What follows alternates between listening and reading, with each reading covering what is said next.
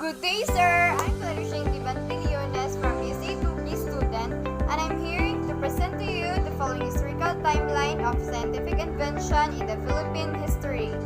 Breaking news: historical timeline of scientific inventions in the Philippines at Leone's News.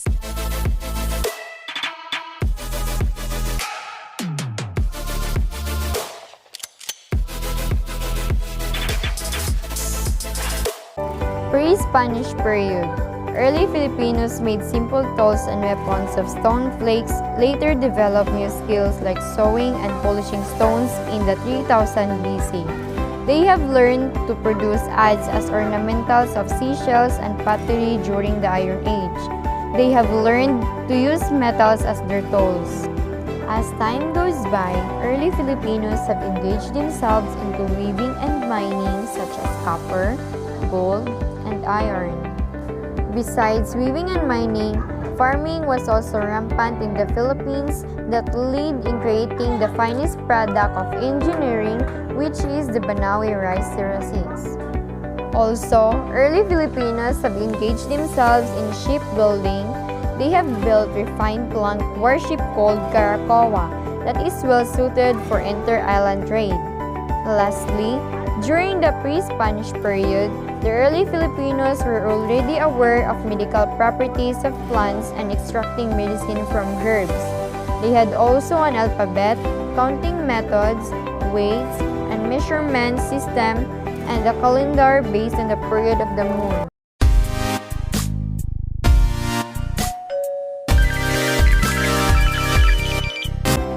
Spanish colonial period. During this period, there was a massive growth of science and technology. They have introduced formal education and founded scientific institutions. Parish schools were established for religion, reading, writing, arithmetic, music, an advanced method of agriculture was taught to the natives. Spaniards made contribution in the field of engineering by constructing colleges and universities around country, including the oldest university in Asia, which is the University of Santo Tomas. Aside from engineering, biology, or so-called the study of life, was highlighted during this period by this knowledge and application. The galleon trade has accounted in the Philippines. Colonial economy trade was given more focus by the Spaniards authorities due to the prospect of big profit. Also, during the Spanish period, the opening of the cattle saw in the influx of European visitors to the Spanish colony, and some Filipino were able to study in Europe who were probably influenced by the rapid development of scientific ideals abroad by the age of enlightenment.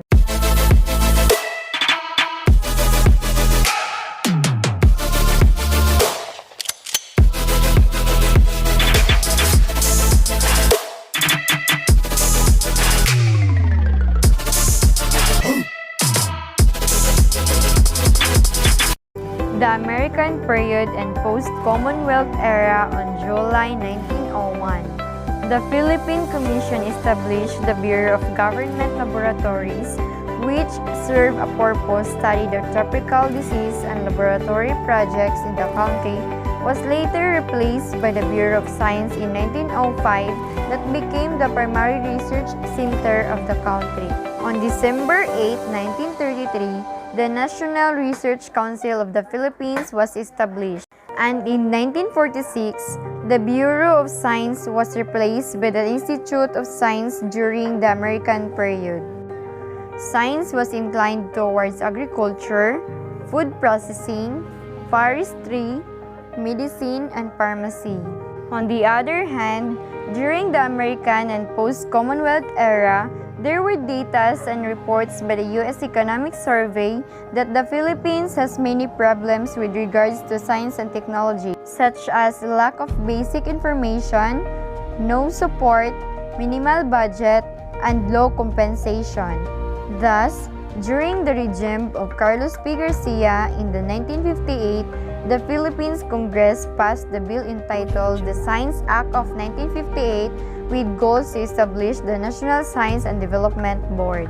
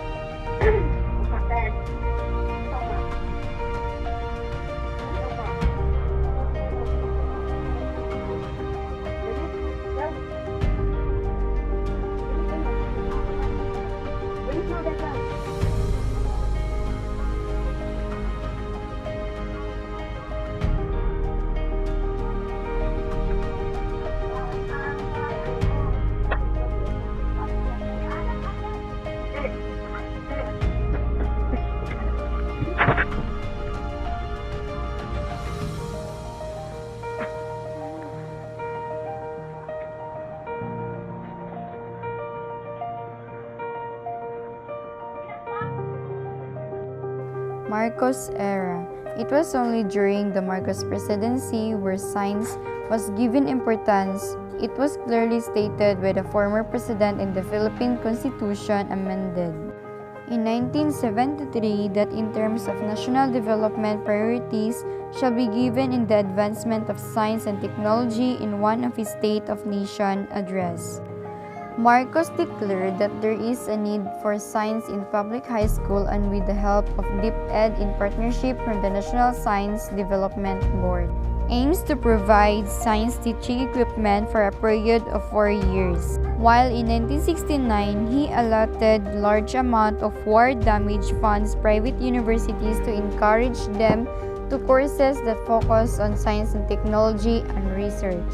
In 1970, he emphasized that by upgrading the science curriculum and teaching equipment is crucial to the science development program. In result, he declared Presidential Decree No. 49 Series of 1972 for promoting the scientific research and invention. Aside from that, one of his greatest contributions is the establishment of PAG-ASA, which function is to give environmental protection and to utilize scientific knowledge to ensure the safety of the country. He also established the National Academy of Science and Technology in 1976 to have a scientist who is expert in science and technology. In 1986, he also established campuses of Philippine Science High School in the Visayas and Mindanao to encourage the youth in these areas to choose a career in science and technology.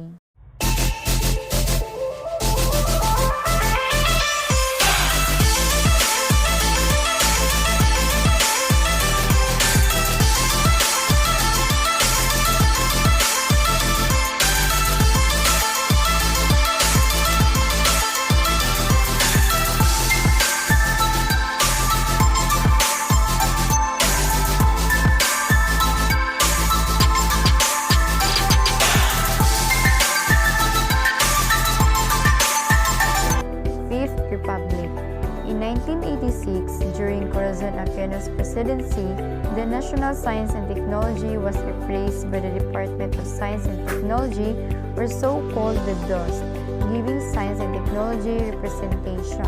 Under the medium term of Philippine Development Plan for the years 1987 to 1992, science and technology role in economic recovery and economic growth was highlighted during Corazon Aquino's State of the Nation address in 1990. She said that science and technology development shall be one of the top 3 priorities of the government to embrace the development plan.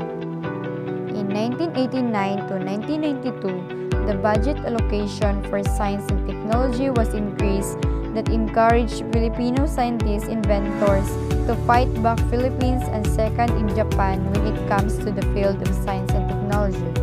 Former President of the Philippines Corazon Aquino's goals of her administration was to achieve the status of being an industrialized country by the year 2000. In July 1992, there were noticeable improvements regarding of science and technology as stated in President Fidel Ramos' State of the Nation address in his third SONA. In one, there was a significant increase in personnel specializing in the field of science and technology. In 1998, the Philippines was estimated to have 3,000 competent scientists and engineers.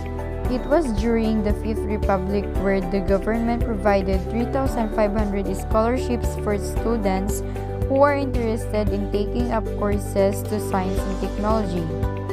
school is became modernized and updated by having additional high-tech equipment for students on teachers' improvement. The government approved the Republic Act No. 8439 in 1997, which entitled Magna Carta for Science and Technology. Personnel, as its purpose is to give incentives and rewards to the people who made an impact of science and technology. In 1998, during President Joseph Estrada's term, the Internet age was pushed for the advancement of school and industry. In the Gloria Macapagal Arroyo administration, science and technology was dubbed as the Golden Age.